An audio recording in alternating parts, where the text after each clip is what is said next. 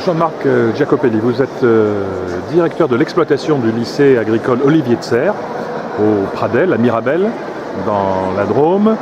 Expliquez ce qu'est le lycée, combien d'élèves il a, et puis quelles sont ses initiatives en matière à la fois d'agriculture et d'environnement. Donc, le lycée agricole d'Aubenas en Ardèche dispose de deux sites. Déjà le site d'Aubenas qui accueille les élèves du lycée agricole, sur environ 500 élèves, sur des filières de services, mais aussi d'environnement, puisque nous proposons un BTS gestion et protection de la nature, et des filières agricoles.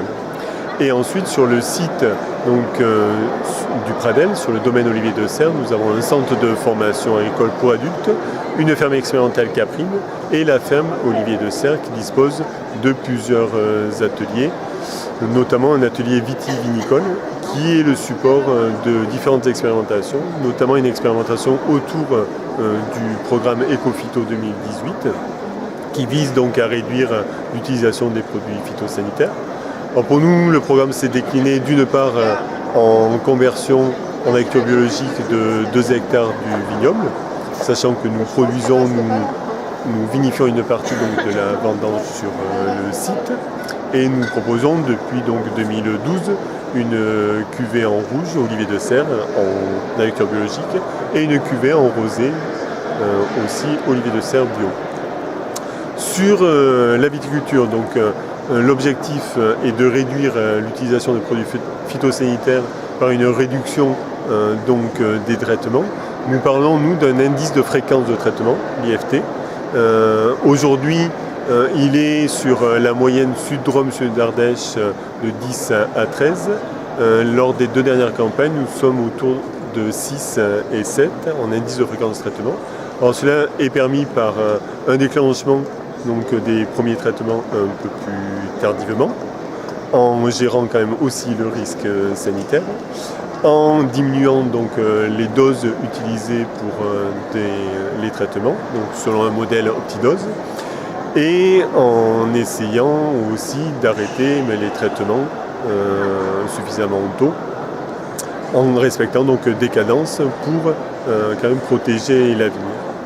D'autre part, nous avons travaillé aussi sur la fertilisation des sols en réintroduisant le travail du sol et l'apport et la gestion d'engrais verts à base d'avoine et de vesse, tout simplement pour dynamiser la vie microbienne des sols, sachant que les compléments de fertilisation sont amenés par des amendements humiques sous forme de compost des fumiers d'élevage ovin et caprin. L'autre particularité aussi sur le domaine est la mise en place d'une parcelle en agroforesterie viticole. L'objectif est dans la mesure où nous sommes dans un territoire de mosaïque paysagère, l'idée est de conserver cette mosaïque, même à l'échelle de la parcelle, de manière à avoir un corridor sous la forme de trames vertes dans le paysage, avec l'implantation d'une rangée d'arbres, toutes les 10 rangées de vignes, avec des espèces de type mûrier. Je rappelle que le domaine Olivier de Serres est le domaine sur lequel Olivier de Serres avait travaillé sur la culture du mûrier, mais aussi l'amandier et le pommier et poirier. Alors, l'objectif est de créer un microclimat favorable à la vigne pour limiter les effets des températures chaudes l'été, mais aussi les arbres fruitiers ont la capacité d'aller chercher les éléments nutritifs dans les horizons plus profonds et par la régénération et notamment la décomposition des feuilles, de participer à un cycle qui permet la l'humidification et la minéralisation de ces éléments. Très bien. La prochaine cuvée, ou la première cuvée de cette vigne en agroforesterie, qui peut être une des seules en France? Oui. Pour quelle année? Il y a 2 sites en France actuellement en agroforesterie viticole, notamment un dans le Gard.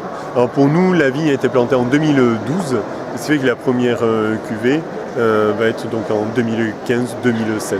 Très bien. Eh bien merci, rendez-vous en 2015 ou en 2016 au Pradel à Mirabel, en Ardèche, près d'Aubenas. Merci. Merci à vous.